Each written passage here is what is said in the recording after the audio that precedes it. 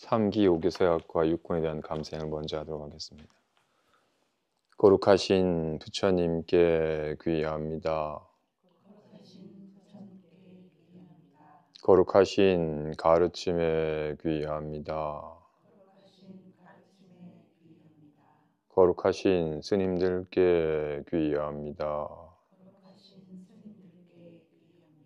산 생명을 죽이지 않겠습니다. 남의 것을 훔치지 않겠습니다. 삿된 음행을 하지 않겠습니다. 거짓말을 하지 않겠습니다. 술에 취하지 않겠습니다. 이렇게 볼 수 있는 것에 감사합니다. 이렇게 들을 수 있는 것에 감사합니다. 이렇게 숨 쉴 수 있는 것에 감사합니다.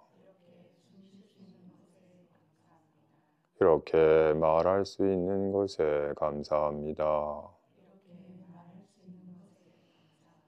이렇게 느낄 수 있는 것에 감사합니다. 이렇게 알 수 있는 것에 감사합니다.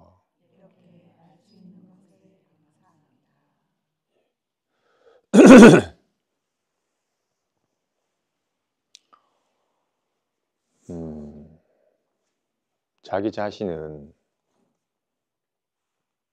항상 있는 게 자기 자신입니다. 그죠? 내 전생을 통틀어서 항상 있는 것은 이렇게 아는 성품입니다.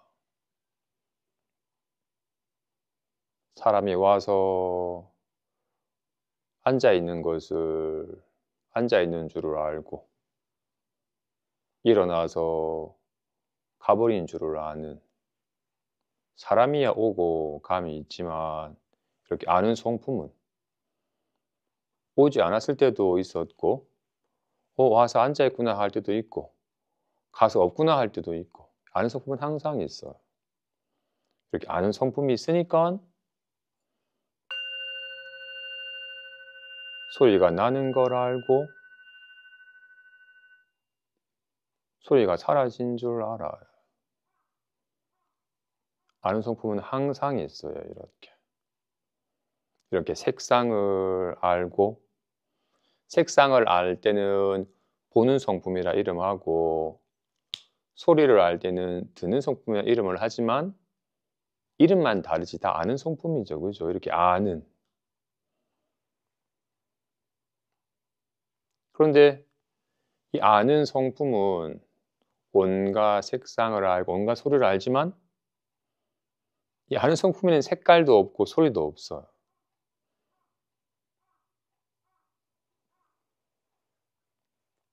이렇게 아는 성품이 있으니까 이런 인연에 이런 말을 해야 말하기 전에도 있고 말하는 동안도 있고 말이 사라진 후에도 있는 항상한 이걸, 이렇게 또렷지 않은 이걸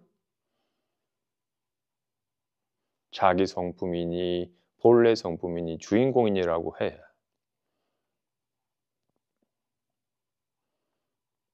이걸 참된 자기라 이름하기도 하고, 주인공이라고 말한 이유는 주인처럼 항상 있으니까. 호공처럼 텅 비었어. 이렇게 아는 성품은 없는 곳이 없어. 여기서 나는 소리도 알고 저기서 나는 소리도 알고 저기서 나는 소리도 알아요. 여기 것도 보이고 저 멀리도 보이고 이렇게 주인공이라고 이름한 늘 함께 있어서 진짜 참된 자기라고 할 만한 여기에 밝아져서 익숙해져가는 시간을 갖는 겁니다. 근데 중생은 안타깝게도 무엇이 오고 감이 없는 이건 잊어버리고 자꾸 오고 가는데 관심이 있어. 왔네? 갔구나.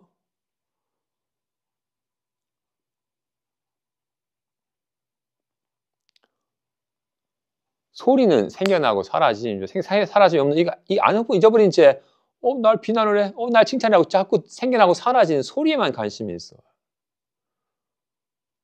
그래서 자기 자신을 잊어버린 채 자기 자신은 낯설고 오고 가고 생겨나고 사라지는 온갖 경계에만 마음이 쏘여서 좀 불안합니다. 좀 편하고 싶습니다. 이렇게 생겨나고 사라지는 기분에 늘 관심이 있고 어떤 생각이 드느냐에 따라서 삶이 뒤흔들려요.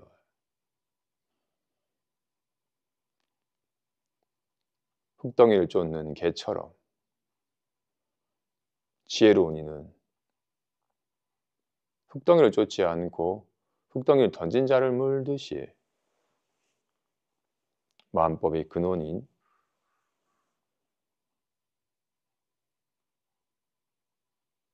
자기 성품, 이렇게 아는 성품,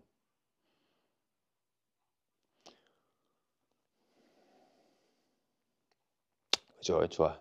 오늘 본문, 오늘 제46 향시랑 백공에 답하는 편지를 살펴보겠습니다. 본문에 앞서서 여기에 구체적으로 밝혀져 있지는 않지만 답하는 편지에 보니 아마 향시랑 백공이 대스님에게 이런 질문의 내용을 보냈던 것 같아요. 크게 두 가지. 깨닫기 전과 깨달은 이후에 다름이 있습니까? 다름이 없습니까? 아직 깨닫지 못했을 때의 삶과 깨닫고 나서의 삶에 뭔가 다름이 있습니까? 아니면 다름이 없습니까? 만약 전혀 다름이 없다면 굳이 깨달을 필요가 없을 것 같고, 뭔가 다름이 있다면 어떤 다른 삶이 펼쳐집니까? 깨달은 이후에는, 깨닫기 전과는 어떤 특별한 삶이 펼쳐집니까? 라고 물은 거예요. 그리고 경전상에 깨어있음과 자고 있음이 항상 동일하다고 하는데, 그럼 정말로 깨달으면 깨어있음과 자고 있음이 동일하다고 했으니 깨닫고 나면 자고 있을 때도 깨어있는 거랑 똑같이 온갖 일이 벌어지는 거를 알아차리는 겁니까? 깨어있음과 자고 있음이 동일하다고 했으니까, 동일하다면 자고 있을 때도 깨어있는 거랑 같을 테니까 자고 있을 때도 온갖 걸 다 보고 듣고 깨어있을 때랑 같은 겁니까? 라고 물은 거예요. 거기에 대해서 대승께서 답을 하십니다.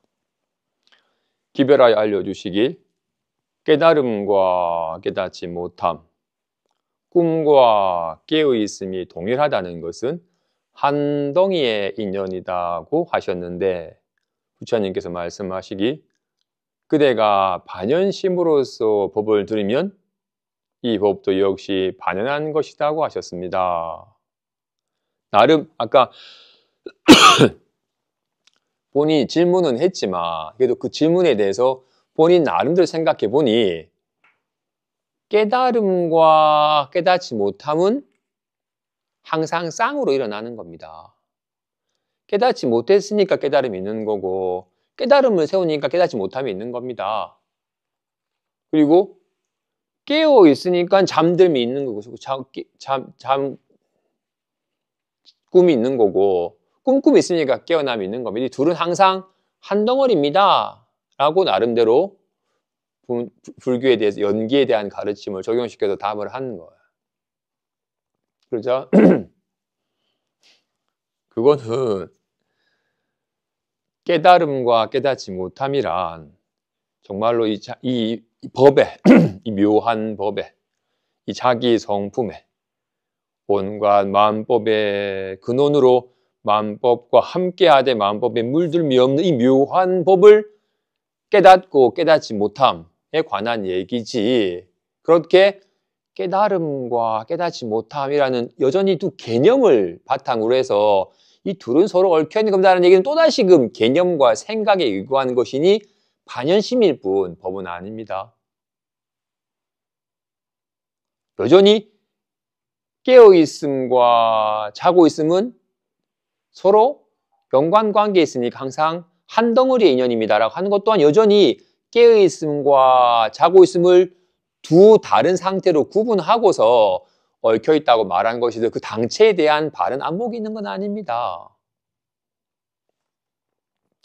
본문 내용이 좀 기니까 조금 길게 한번 읽어보죠. 지극한 사람은 꿈이 없다고 말한 것은 있다 없다의 없다가 아니니 꿈과 꿈 아닌 것이 동일하다는 것을 말하는 것일 뿐입니다.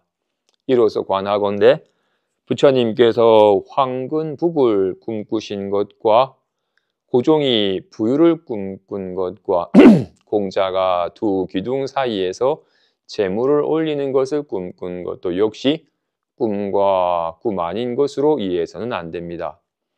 세간을 관해보면 오히려 꿈속의 일과 같으니 이는 경전 가운데 분명하게 밝힌 글이 있습니다. 오직 꿈일 뿐이어서 전부 망상인데 중생은 전도되어서 평소 눈앞의 경계를 실제라고 여기니 전체가 꿈인 줄을 알지 못합니다. 그러한 가운데 다시 허망한 분별을 일으켜서 상심이 생각에 얽매여서 의식이 어지럽게 날리는 것을 실제 꿈이라고 여기니 이것은 꿈속에서 꿈을 말하는 것이며 전도된 가운데 거듭 전도된 것임을 알지 못하는 것입니다. 그러므로 부처님께서 크신 자비로 높아심이 간절하여 일체 법계의 모든 알리페에 있는 미진 속으로 두루 들어가서 낱낱 미진 속에서 몽자제 본문으로 세계해의 미진수 중생들을 깨닫게 하시니 삿된 선정에 머물던 자가 정정지에 들어갑니다.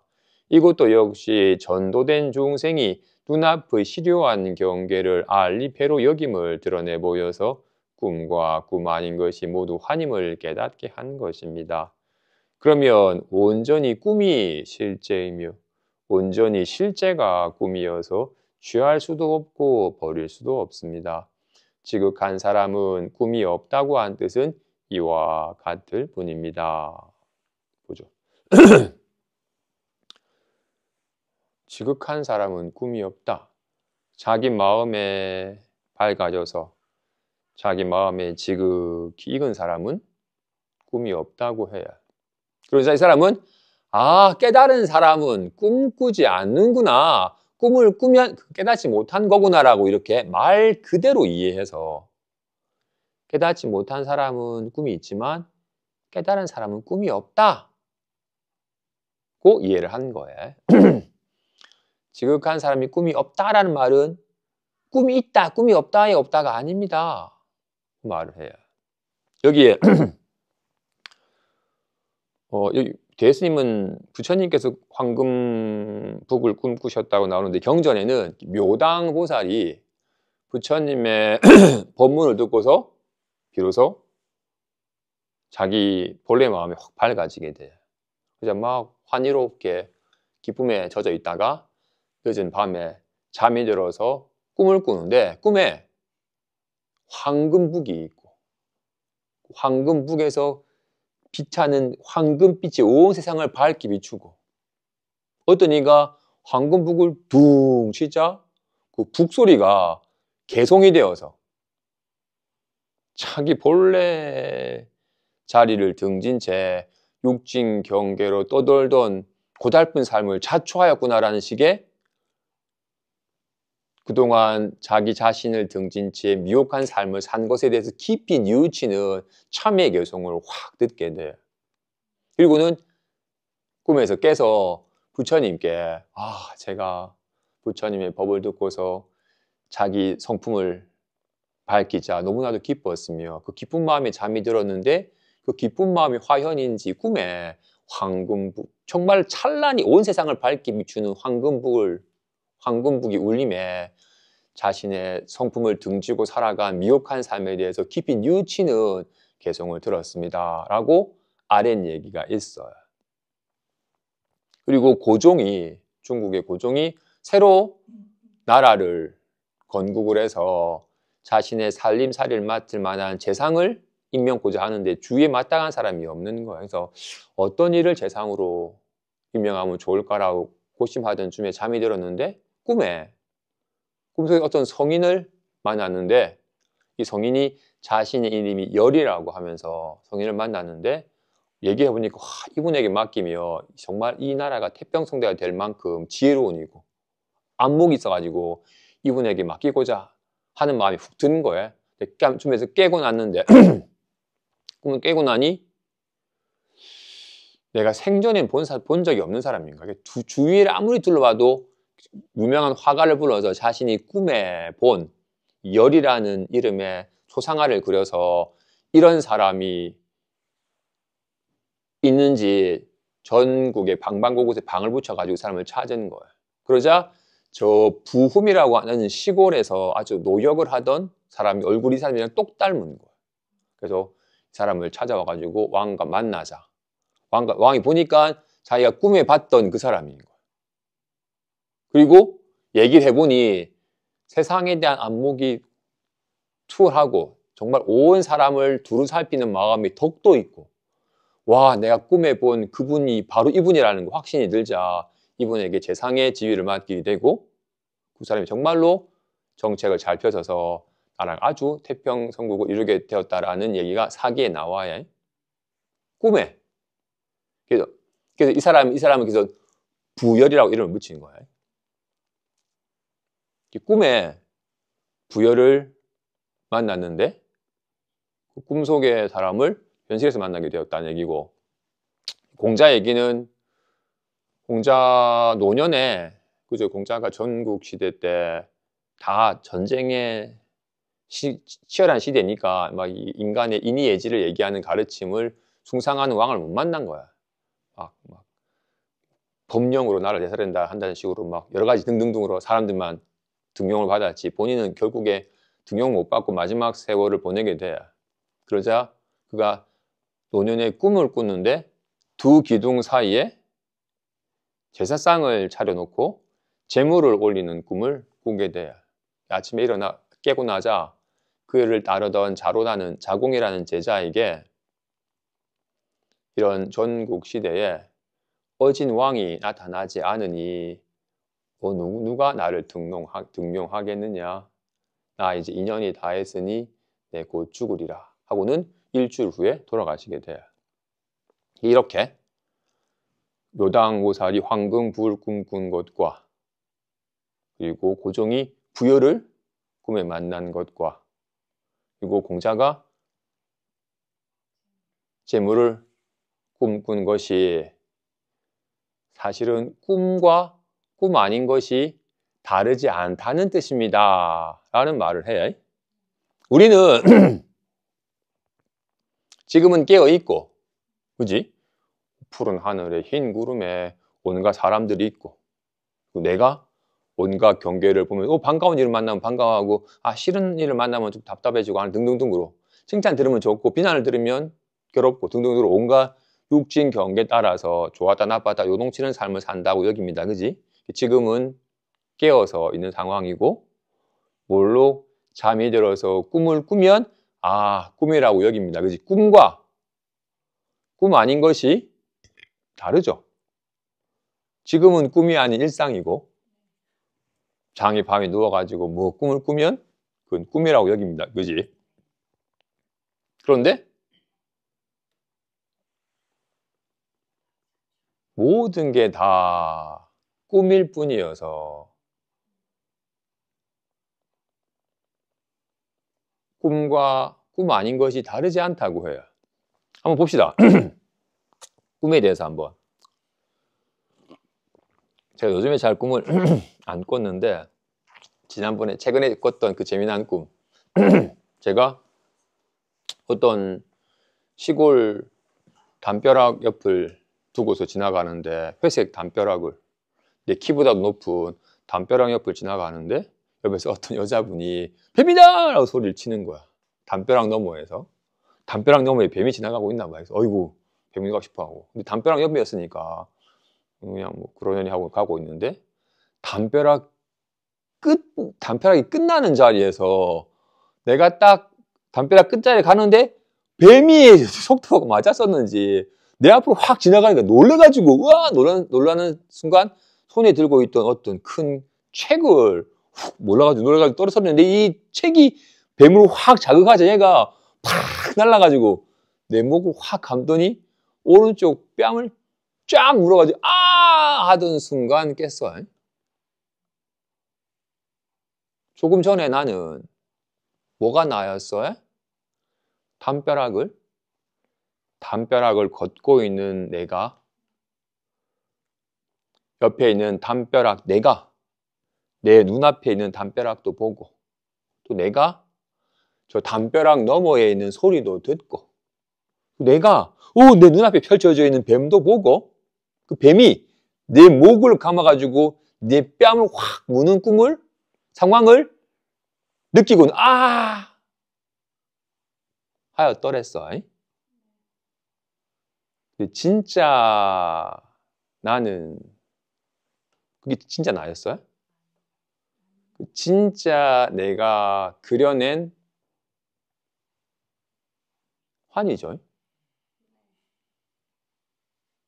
진짜 나는 분명히 보고 듣고 느꼈는데 온갖 보고 듣고 느끼는 온갖 경험을 했는데 진짜 나는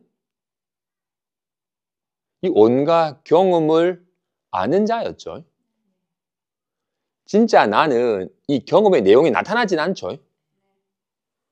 나타난 거는 꿈이었지 내가 아니었어요. 그죠? 진짜 나는 이 온갖 보이고 들리고 느껴지는 거 온갖 걸 아는 온갖 경험의 바탕이 되는 것이죠. 아무런 경험의 내용이 없는 내가 온갖 경험으로 나타나는 거죠. 그죠? 그래서 이 온갖 경험의 내용은 보이는 건 나타났다 사라졌다 소리도 나타났다 사라졌다 하지만 그 온갖 걸 아는 나는 항상 있죠. 그죠? 온갖 꿈의 바탕이 되는 게 나죠. 나는 나는 그게 담벼락을 거는 제 몸속에 있는 게 아니에요. 그죠? 전체가 다 꿈꾸는 마음이 나타난 바이지. 하지만 꿈꾸는 마음이 온갖 육진 경계의 모습으로 나타나지만 나타난 바가 나는 아니에요. 나타난 바는 사라지니까. 하지만 그 그래서 마치 꿈꾸는 자와 꿈속 내용은 마치 영화의 스크린과 영상처럼 스크린에 온갖 영상이 나타나고 사라지죠. 영상은 온갖 차별됨이 있고 나타나고 사라짐이 있지만 스크린은 항상 있고 어떤 영상에도 영향받지 않죠. 와 같이 꿈은 분명히 꿈꾸는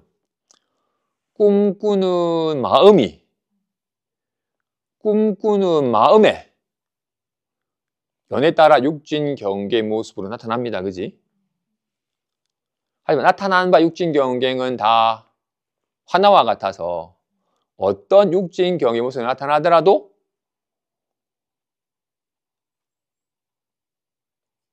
경계가 없는 꿈꾸는 마음은 어떤 경계에 영향받지 않죠.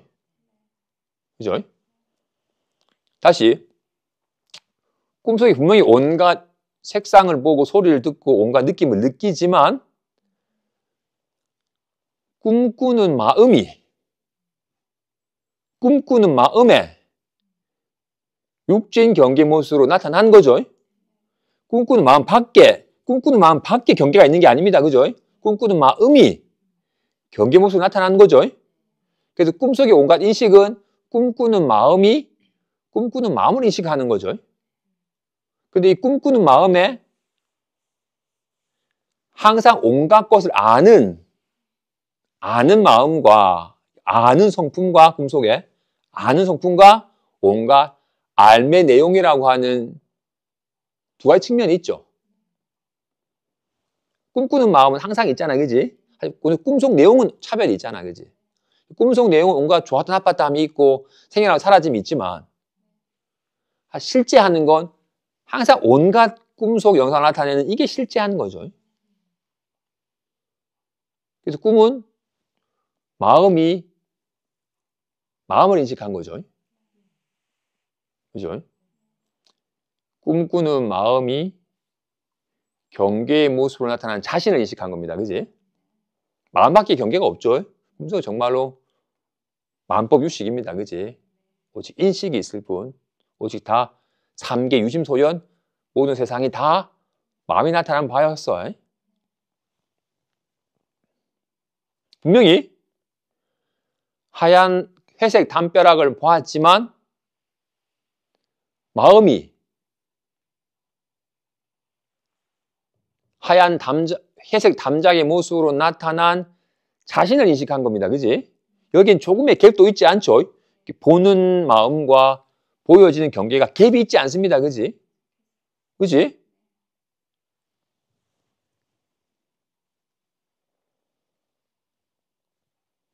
와, 같이 당장 육진 경계는 역관하는 게 느낌을 찾기가 좋으니까 먼저 점심에 먹었던 메뉴, 부침개 먹었어요. 이렇게 큰 접시에 부침개가 떠올라. 어떻게? 이건 무엇이 떠올려? 얘가, 그지? 우리가 흔히 아까 아는 성품이라고 하듯 마음이라고 이런 말은 얘가, 그지? 아는 얘가 부침개를 떠올렸어요. 저는 어디에? 여기에, 그지? 뭐가 나타나는 거야? 얘가 나타나는 거죠. 마음을 아는 거죠. 그지? 답답하다는. 마음에 답답한 모습으로 나타나는 거죠. 이때 마음에 마치 거울에 온갖 영상을 비추는 거울의 측면과 나타난 바 영상의 측면이 있었죠. 아까 꿈에도 항상 있는 오고 감이 없는 꿈꾸는 자와 꿈의 내용이 있잖아요. 그지? 실제는 뭐가 실제해? 꿈꾸는 자가 항상 있는 온갖 걸 나타내는 꿈꾸는 자가 진짜지. 꿈은 있다 없다 한 거잖아요. 그지? 와, 같이 지금 여기서도 아까 뭘 떠올릴 때도 부침개를 떠올리든 아침에 먹었던 죽을 떠올리든 이 떠올리는 내용이야 생겨나고 사라지면 이건 항상 있죠. 이거는 어떤 영상도 없죠. 생각도 없어요. 하지만 여러 따라 온갖 생각을 놔두어요. 만약에 이렇게 온갖 생각을 놔두는 아까 말한 우리 꿈 속에 빠진다는 뭐예요? 꿈꾸는 자는 잊어버린 채 꿈속 내용에 빠져버려가지고 꿈속의 내용에서 자신이 있는 줄 알고 여기는 것이 꿈에 빠져서 꿈에 속아서 비명 지르는 자잖아요. 그죠? 아까 분명히 꿈은 알았어요. 꿈은 딴 게 아니라 마음이 연에 따라 온갖 환의 경계를 놔두면서 자신이 자신을 아는 거였어요. 그죠?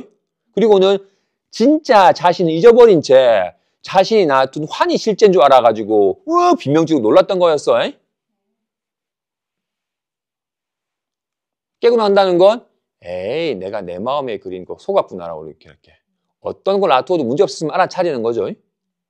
간혹 자각몽 하는 사람은 그지? 꿈속에서도 아이고 내가 조금 전까지 내 방에 누워있었는데 갑자기 뭐야 이거 내가 꿈꾸고 있네라고 이렇게 온갖 지금 텅 빈 마음이 업에 따라서 온갖 꿈을 그리고 있구나라고 알아서 꿈의 경계에 속지 않는 자각몽을 하는 경우와 같이 아무튼 꿈은 딴 게 아니라 마음의 환의 경계를 나타내면서 마음이 자기 자신을 인식하는 거죠. 마음 밖에 경계가 없습니다. 그지? 꿈속의 모든 경계가 다 마음이 나타난 바이지 꿈꾸는 마음 밖의 경계가 아니죠. 마음뿐이에요. 마음뿐인데 아까 말한 마음에는 항상 비추어 아는 측면과 환과 같이 나타나는 차별된 영상의 측면이 있어요. 근데 꿈속에 빠진 자는 항상 온갖 경계를 아는 자신을 잊어버린 채 꿈의 내용에 빠져서 그걸 온갖 차별하여 요것만 나라고 여기고 온갖 상황이 얘한테 좋아지면 좋다 여기고 얘랑 나빠지면 나쁜 상황에 처했다 이러면서 또는 진짜 자신을 잊어버리고 환과 같은 영상에 빠져버린 거였어요. 근데 자각을 하면 이거 마음이 마음을 아는 거고 근데 마음이 환과 같은 것을 아는지라 어떤 환을 알아도 아는 성품에는 아무런 영향이 없다라는 걸 자각하는 거와 같이 우리가 아까 말한 뭔가를 떠올릴 때도 그지? 걔랑 했으면 좋겠다. 걔는 짜증나고 이렇게 온갖 이렇게 떠올려 아는 성품이 있으니까 온갖 영상이 떠오르는데 그지? 이거는 저게 나타나는 것 같지만 저게 나타나는 게 아니죠. 마음이 나타나는 거지.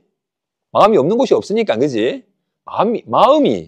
마음에 온갖 기억의 모습으로 나타나죠.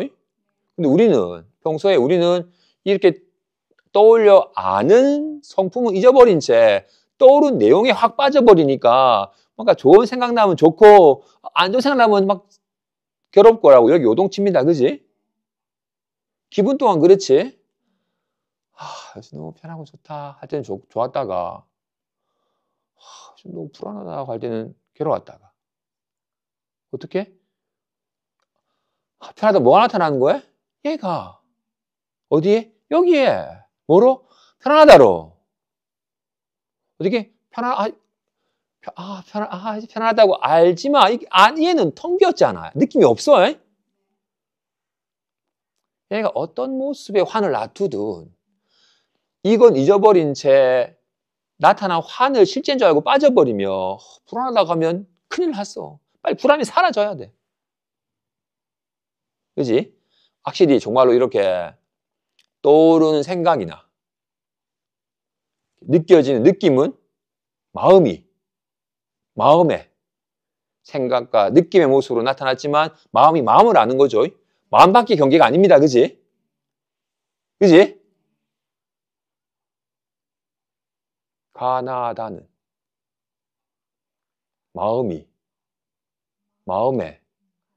가나다의 모습으로 사랑에 죽어라.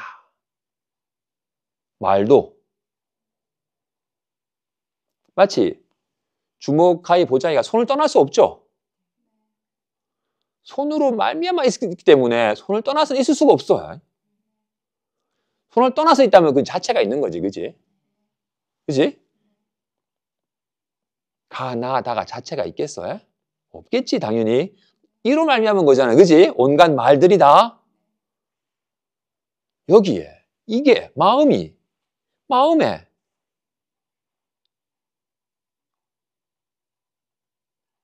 가나다라는 모습으로 나타나는 겁니다. 그지? 나타나는 바는 다 환과 같잖아요. 그죠? 어떤 말이 나타나든. 그런데 이렇게 온갖 말을 놔두는 마음을 잊어버린 채 말에 빠져버리면 사랑해 하면 좋았다가 싫어하면 괴로웠다가 확실히 말은 마음에 말의 모습으로 나타나는 거죠. 마음 밖에 있지 않습니다. 그지? 마음을 따라서 있을 수가 없어.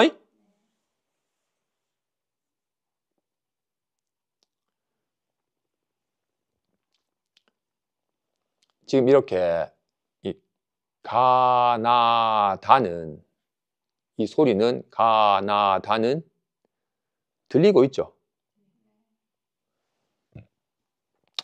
제가 몇 달 전만 해도 이 13포인트가 안 작았어요. 근데 지금은 흐려 보여. 어떻게? 글자가 예전엔 또렷했어. 근데 지금은 흐려져 보여. 예전에는 또렷이 보였어. 지금은 흐릿하게 보여. 글자가 바뀐 거야? 경험이, 인식이 바뀌었어요. 박양 스님 백내장 수술하시면서 백내장 수술하면서 고급 렌즈 끼웠더니 2.0 해가지고 약통의 글자도 그냥 다 보이신대.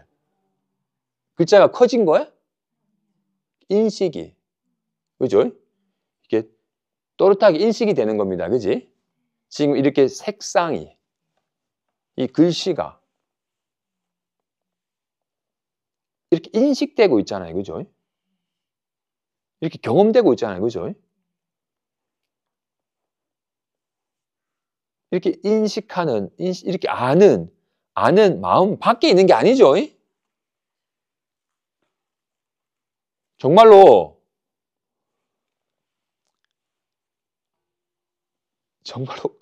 가나다는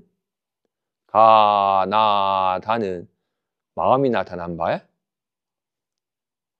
마음으로 말미암아 마음이 나타난 바죠. 진짜로?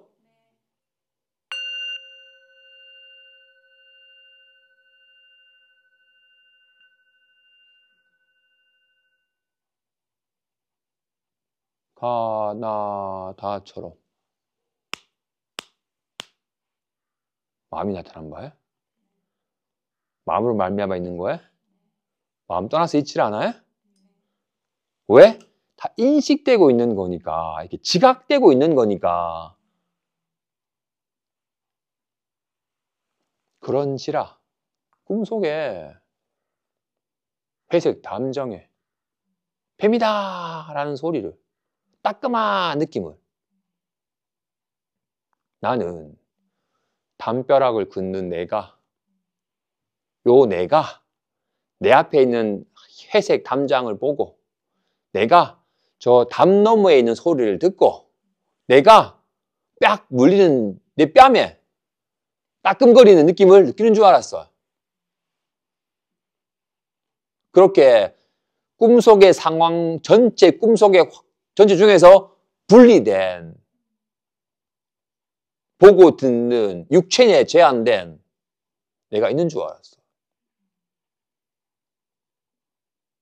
근데 그 보고 듣는 것도 이로 말미암은 것이고 보이고 들리는 것도 이로 말미암은 것이어서 다 꿈속 세계가 다 보이고 들리고 느껴지는 지각되는 것인지라 온갖 지각의 바탕이 그 아는 성품이 항상 오고 감이 없는 항상 있는 아는 성품이 진짜 나임은 잊어버린 채 진짜 내가 그려낸 일부분을 나라고 여기고 살았더랬어요. 그지?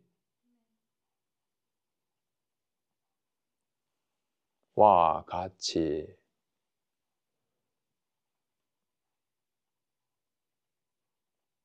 이렇게 보는 성품은 이렇게 아는 성품은 없는 곳이 있어요? 온갖 걸 다 알아. 여기 것도 알고 저기 것도 보이고 여기서도 들리고 저기서도 들리고 없는 곳이 없어. 그지? 온갖 지각되는 것의 바탕으로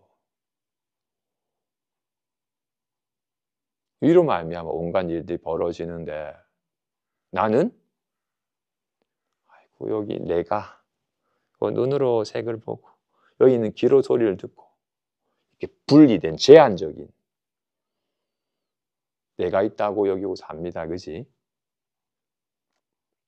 그래서 우리가 일상이라 여기는 것 또한 꿈과 다를 바가 없다. 꿈에서 진짜 자신은 잊어버린 채 진짜 자신이 그려내는 온갖 마음법 가운데 일부분을 나라고 취해서 나의 바깥 세계가 있는 것처럼 여겼던 것처럼 일상 또한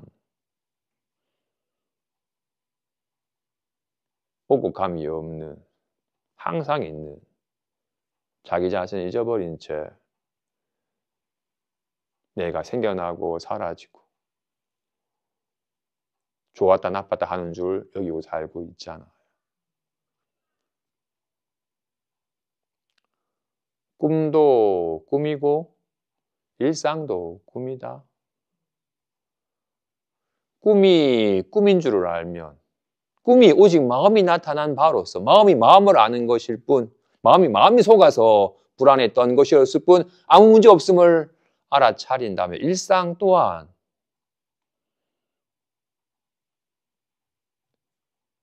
누구랑 좀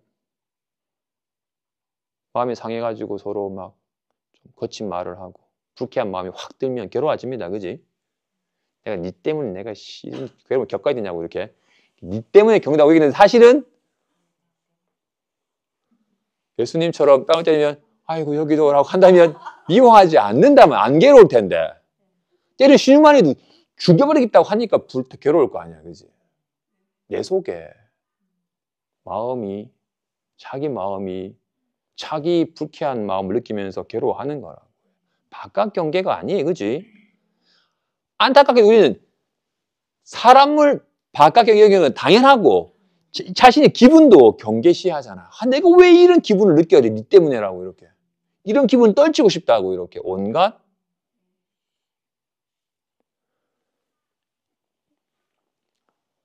꿈속 세계가 다 자기 아닌 것이 없어요. 다 자기 마음이 나타난 바인데. 그런데 담벼락을 걷는 요놈만 나오고 나머지는 다 내가 아니에요.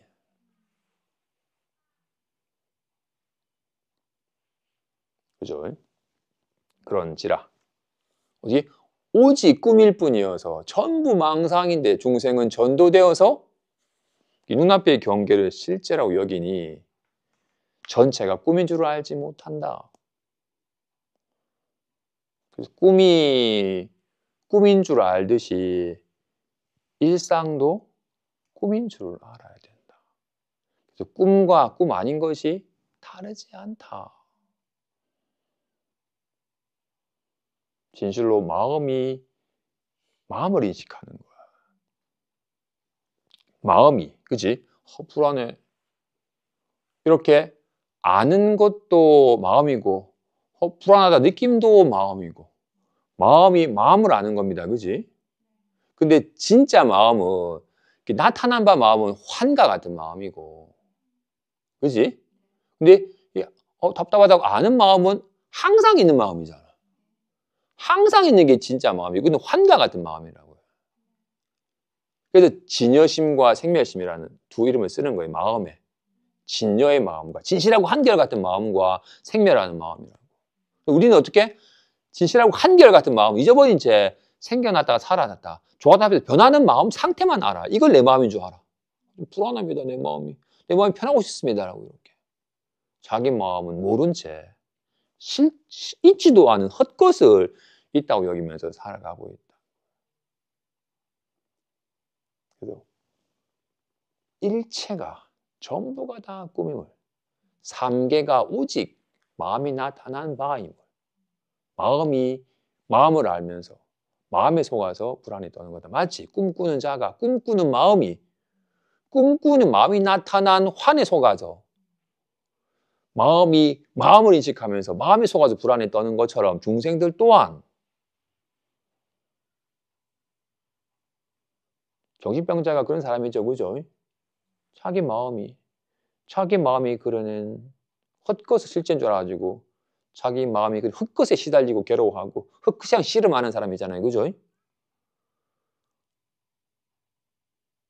방향만 조금만 돌이켜서 자기 자신을 돌이켜보면 자기 자신이 그렇게 살아요. 마음에 그린 것을 시달리고 마음이랑 씨름하면서 살아요. 전부가 꿈인 줄, 꿈과 꿈 아닌 것이 다르지 않음을 알아야 한다.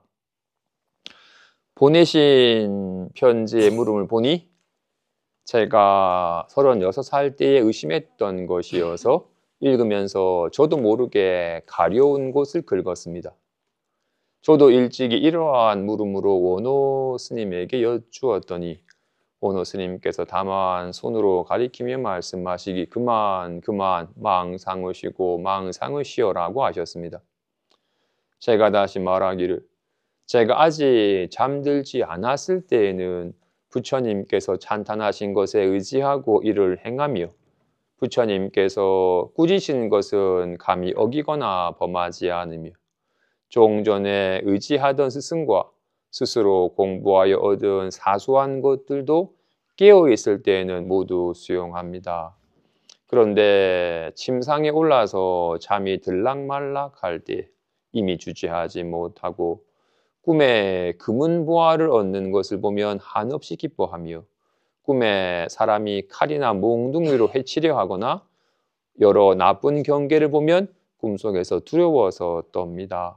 스스로 생각해 보면 이 몸이 멀쩡하게 존재하는데도 다만 잠들었을 때에 이미 주체하지 못하거늘 하물며 지수와 풍이 흩어져서 온갖 고통에 지성할 때에 어떻게 경계에 휘둘리지 않겠습니까? 여기에 이르면 바야흐로 마음이 바빠집니다. 오노 스님께서 다시 말씀하시기 내가 말한 허다한 망상이 끊어질 때에 내가 저절로 깨어있음과 자고 있음이 항상 동일한 곳에 이를 것이라고 하셨습니다. 처음에 이 말을 들었을 적에는 아직 믿지 못하여 늘 말하기를 내가 스스로 돌이켜보면 깨어있음과 자고 있음이 분명히 둘인데 어떻게 감히 입을 열어서 선을 말하겠는가. 부처님께서 깨어있음과 자고 있음이 항상 동일하다고 말씀하신 것이 거짓말이라면 나의 이 병을 없앨 필요가 없겠지만 부처님의 말씀이 사람을 속이지 않는 것이라면 이것은 나 자신이 아직 깨닫지 못한 것이다. 훗날 원호 스님께서 모든 부처님께서 출연하시는 곳에 따뜻한 바람이 남쪽에서 불어온다고 하신 말씀을 듣고서 호련히 가슴에 막혀있던 물건이 사라졌으며 바야흐로 부처님께서 말씀하신 바는 진실한 말이고 있는 그대로의 말이며 속이지 않는 말이고 거짓되지 않는 말이며 사람을 속이지 않는 진실하고 크신 자비이니 몸이 가루가 되고 목숨을 버릴지언정 다 갚을 수 없음을 알았습니다.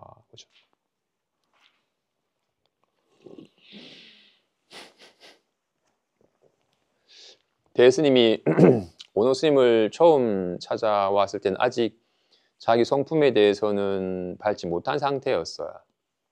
하지만 워낙 머리가 좋으시니까 여러 경전을 보고서 경의 가르침에 대한 이치적인 이해가 충분히 있었어요. 그리고는 율장도 잘 봐서 스님들이 해야 할 일과 하지 말아야 될 일에 대해서도 정확하게 구분할 줄 알았더랬어요. 그래서 본인이 깨어있을 때는 상황에 대한 이치적인 판단도 하고 할 일과 하지 말아야 될 일을 잘 알아서 스스로를 잘 제어를 하는데 그러다가 약간 졸려서 의식이 흐릿해지거나 그러다가 몰록 확 잠이 들어가지고 꿈을 꿀 때는 이쁜 여인이 확 오면 막 말 걸고 싶고 또 누가 막 칼로 찔러가면 비명을 벌벌 떨고 온갖 경계에 리얼하게 경계에 휘둘립니다. 제가 깨어있을 때는 경계에 대해서 잘 구분하여 잘 제어를 하는데 꿈꿀 때는 경계에 대해서 내가 제어를 못하고 꿈에 콱 경계에 휘둘려 버리니 이건 제가 아직 깨닫지 못했기 때문인 것 같습니다. 부처님께서 깨어있음과 자고 있음이 항상 동일하다고 하셨는데 저는 깨어있을 때는 좀 제어가 되는데 자고 있을 때는 안 됩니다. 라고 얘기를 하자 대스님께서 원호 스님께서 망상을 쉬어라. 망상을 쉬어라고 하시는 거예요. 네가 그 허다한 망상이 훅 쉬어지면 비로소 자고 있음과 깨어 있음이 항상 동일한 곳에 이를 것이다 하고 하였더랬어.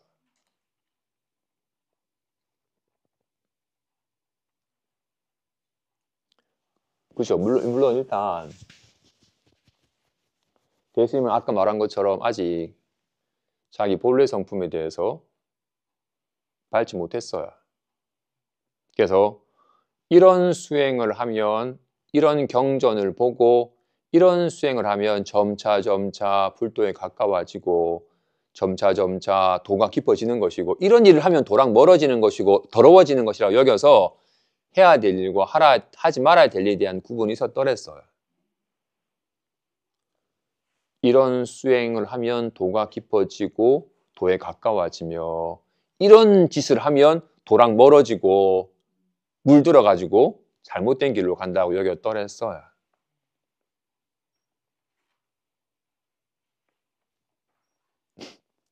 어떤 수행을 하면 자기 성품에 가까워지고 어떤 짓을 하면 자기 성품이랑 멀어지겠어.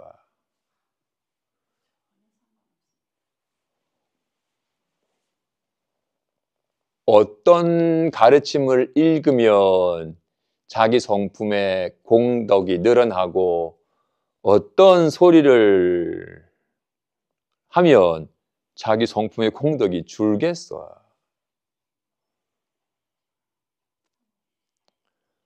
아직 대스님은 법이 밝지 못했을 때는 이렇게 수행을 위해서, 깨달음을 위해서 해야 될 일과 하지 말아야 될 일, 점차 깨달음에 가까워지는 길과 멀어지는 길이 있었더랬어. 어떻게? 여전히 경계가 경계니까, 경계를 경계시하니까. 어떻게? 어떤 경계를 보면 좋고 어떤 경우는 나빠지니까 나쁘게 하는 경계는 좀 멀리하고 좋아지는 경계를 자꾸 가까이 하려고 하는 식으로 자꾸 경계를 경계시하여서 경계에 휘둘리는 삶을 사니까 당연히 꿈속의 경계에서도 휘둘리겠지, 당연히. 근데 어떻게 대스님은 내가 꿈의 경계는 휘둘리지만 일상사의 경계는 안 흔들리는 줄 알았더랬어. 대스님은 어떻게? 경계 따라 일어나는 마음 상태를 자기 마음대로 여기니까 이런 인연 속에서는 마음이 뭔가 확 고요해지고 편안해지는데 이런 경계가 막 들끓고 불안해지니까 이런 경계는 멀리하고 저런 경계는 가까이 하려고 했더라고. 그지? 이거 당연히 할 일이 있지. 경계 따라 일어나는 반연심을 내 마음인 줄 알면 할 일이 있죠. 나아지고 고요해지고 편안해지고 불안해지고 요동치고 고요해짐이 있어요.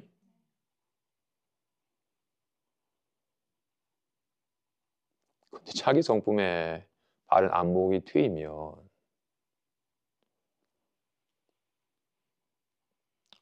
불안합니다 하고 알든 편합니다 하고 알든 조금도 다르지 않아.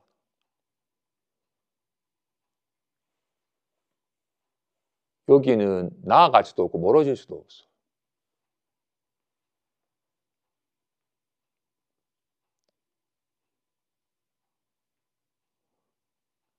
마하바냐 마라미를 하든 할렐루야를 하든 반갑다고 하든 꼴 보기 싫다고 하든 말의 내용이야 차별이 있고 하겠지만 여기에는 어떤 말을 해도 좋아지지도 나빠지지도 늘지도 줄지도 않잖아요.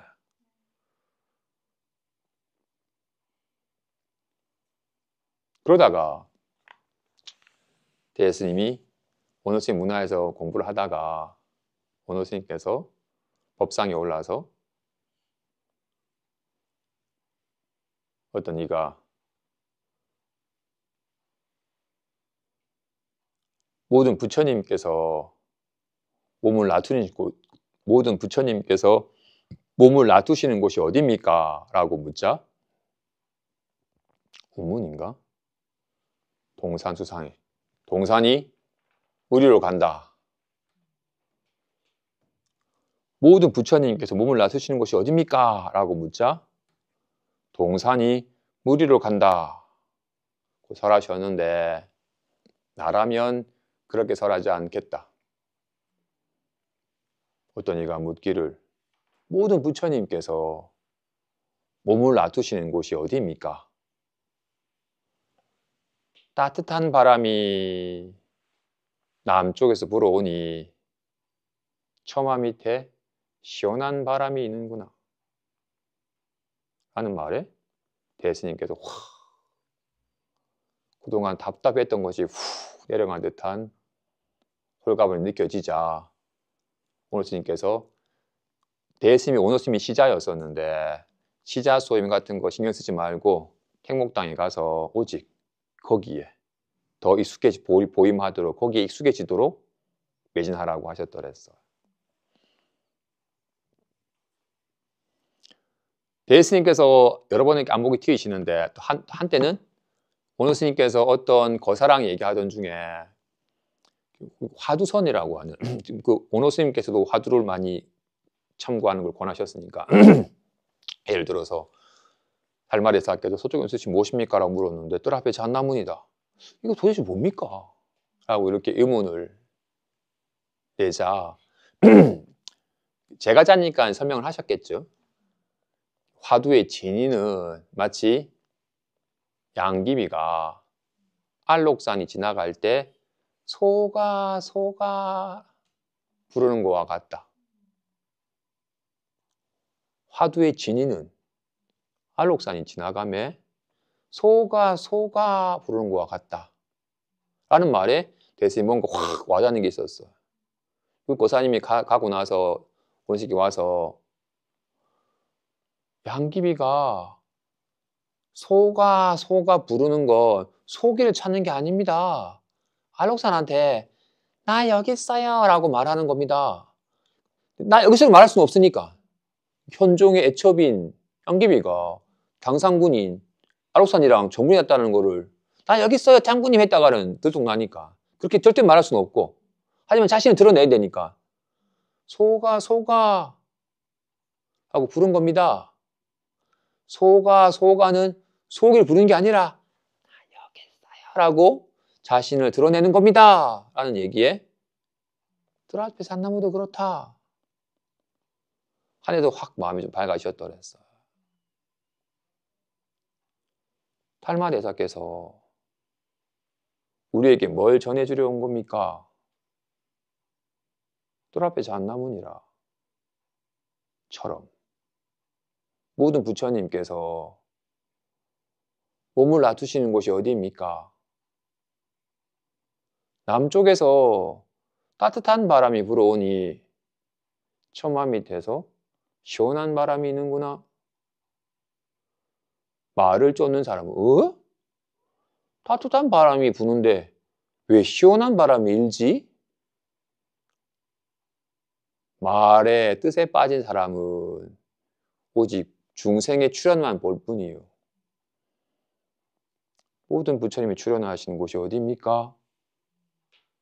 남쪽에서 따뜻한 바람이 부니 초마 밑에 시원한 바람이 있는구나. 아미타불 어디에 계신가? 아미타불 어디에 계신가? 아미타불 어디에 계신가? 찾고 찾아서 생각이 끊이지 않고 간절한 마음으로 참고 찾다가 이 간절한 마음이 한 생각이 되어서 무념체에 이르니 6가지 문에서 작은 광명이 빛을 발하는구나. 아미타불 어디에 계신가? 파란 하늘에 똑똑똑 소리에 친구가 와서 반갑다라고 말하며 늘 아미타 부처님의 작은 광명이 빛을 발하는구나 한 것과 같이 진실로 깨어있음과 자고 있음이 다르지 않아요. 깨어있는 것도 이거고 자고 있는 것도 이거고 몸은 잠들지만 이건 잠들지 않아서 몸이 잠들어서 육신의 기능이 그쳐버린다면 숨도 못 쉬고 죽을 텐데 몸이 잠들어도 이건 그치지 않고 늘 작용을 하고 눈은 감지만 이건 감기지 않아서 어둠을 여실하게 보고 입은 다물지만 입을 다무면 말은 사라지지만 이건 사라지지 않는지라 연이 되면 새롭게 말을 하듯이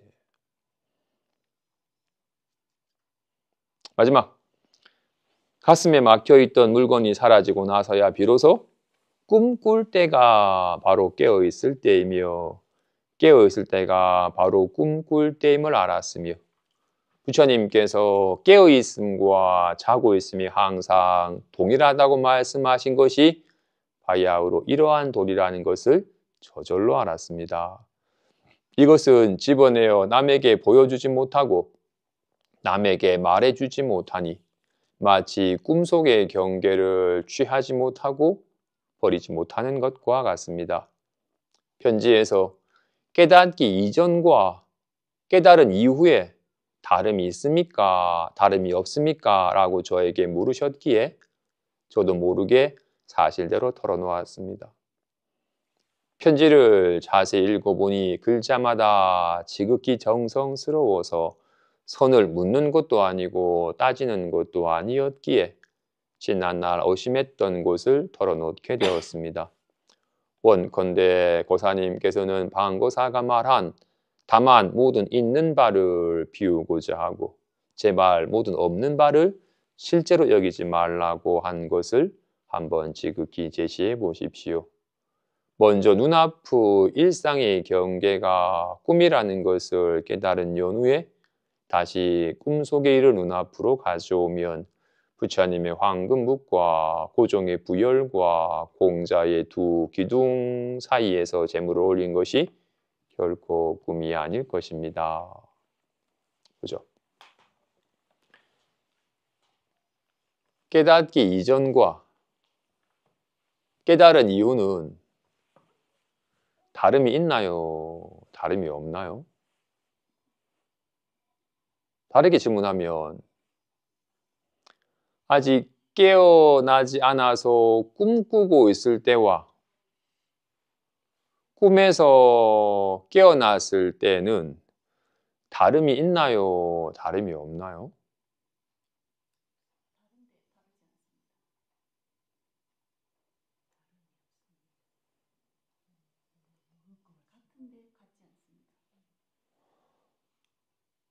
꿈꾸면서 비명 지르고 있을 때랑 꿈에서 깨어나서 에이 꿈이었다고 알았을 때랑 똑같은 자리긴 하죠. 지방에서 편안히 누워서 한 발짝도 간 적이 없었건만 괜히 저 먼 나라를 가서 도둑을 만나서 고기잡이에 끌려가지고 학대당하는 상황에서 빨리 집으로 간다고 비명 지르면서 고달퍼하는 상황.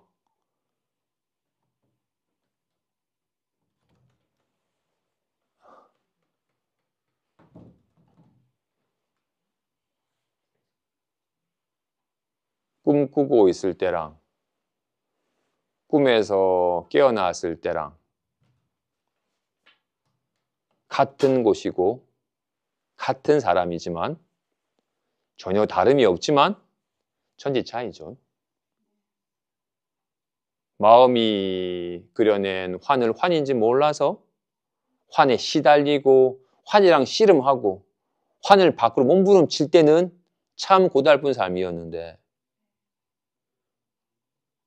어떤 환을 그리든 이 마음이 그려내는 환이고 어떤 환이 나타나더라도 마음에는 아무런 영향이 없음을 알아서 안심한 삶과는 천지 차이죠. 흔히 말하죠. 심불급중생 시사무차별. 마음과 부처와 중생 이 셋은 아무런 차별이 없다. 비유하자면 자기 방에 편안히 누워있는 자와 몰록 잠이 들어서 악몽 꾸면서 비명 지르던 자와 꿈에서 깨어나서 꿈이었구나라고 안심하는 자와 이 셋은 다른 사람이 아니죠. 한 사람이에요. 이 마음과 이 마음 좀 불안해 죽겠습니다. 답답합니다라고 이 마음이 그려낸 환에 속아서 막 고달파하고 몸부림치던 중생의 삶과 한 법도 없는데 답답하다고. 하지만 답답한 줄 아는 여기 아무런 문제가 없음을 알아서 안심한 삶과 이 마음이 속에 고달픔은 중생이라 이름을 하고 이 마음을 깨달아도 걸림없으면 부처라 이름하는 것일 뿐 진실로 정말로 악몽을 꿔도 괜찮아요? 악몽일 뿐임을 알면 꿈일 뿐임을 알면 비명지고 고달픈 이유는 뭐였어요? 꿈이 꿈인 줄 모르고 실제라고 여겨서 없는 걸 있다고 여겨가지고 씨름하고 도망치려고 몸부림쳤던 거니까. 깨닫기 이전과 깨달은 이후 똑같은 사람이에요. 하나도 달라지는 건 없어. 근데 자기 마음을 대하는 자세는 달라. 자신의 생각, 자신의 느낌, 온갖 지각되는 경계에 대해서 이렇게 아는 자신은 잊어버린 채 이런 몸뚱이나 반갑다, 짜증나라고 이렇게 온갖 4대의 색신이나 경계를 반영한 마음 상태를 나라고 여기는 삶은 고달프고 불안해. 언제 무너지고 언제 나빠질지 모르니까. 근데 진실로 몸일 수 있는 건 이로 말미암은 것이고 온갖 김자생은 이로 말미암은 것인지라 이렇게 아는 성품은 아는 바에 물들지를 않은 것. 아는 성품이 자기 자신임을 아는 바는 있다 없다 해. 이렇게 말하는 게 나아요? 아니면 말이 나아요? 다가 나겠어요? 이렇게 말하는 나는 어떤 말을 해야 좋아져요? 인연 따라 어떤 말을 하든 말은 실체도 없는 것이고 내가 나도 아니거늘. 와 같이 이렇게 아는 성품은 항상 있어야. 날씨가 말래? 흐려졌네? 날씨야 변화무상하고 있다 없다 하죠. 이렇게 여실하게 아는 성품 항상 있잖아요. 그래서 선이란 딴 게 아니라 이렇게 텅 빈 가운데 묘하게 하는 늘 현존해 있는 진짜 자기 자신이라고 말하는 주인공의 이름한 온갖 걸 능히 아는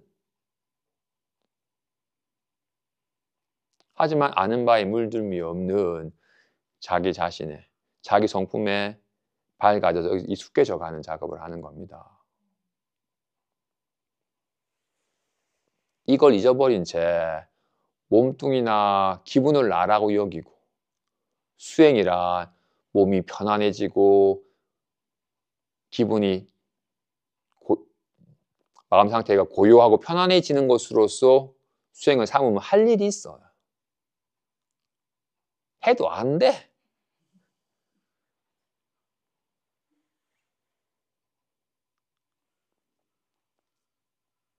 진실로 꿈에 외국에서 섬에 감금되어 학대당하다가 빨리 편안해지는 길은 어떻게든 탈출해가지고 집에 가는 길이 아니라 꿈임을 아무 문제 없음을 실감하는 것과 같이 우리의 문제는 뭐야? 답답함이 사라지기를 빨리 들뜸이 좀 고요해지기를 어떻게? 답답한 줄 아는 찬란한 줄 아는 결코 답답해지지도 않고 찬란해지도 않는 진실로 이렇게 아는 성품은 텅 비었어요. 말하는 성품은 텅 비었어요. 아무런 말이 없어요. 이 책이 둥그러지지 못하는 이유는 뭐예요? 네모나니까. 손이 뭉텅이 쓰는 이유는 뭐예요? 안 넓적하니까. 어떤 모양도 없으니까. 와 같이 말하는 성품에 말이 없고 온갖 느낀 성품에는 느낌이 없어요. 하지만 온갖 말을 놔두죠. 말이 말하는 성품은 아니죠. 온갖 느낌을 느껴야 느낌이 느끼는 성품은 아니에요. 이게 텅 빈 마음, 항상 이렇게 현존한 마음, 이 아는 성품에 항상 있는 이 자기 성품에 본래 성품에 밝아져서 여기 자꾸 익숙해져서 아무 문제 없음을 실감해 가는 겁니다. 여기까지 하겠습니다.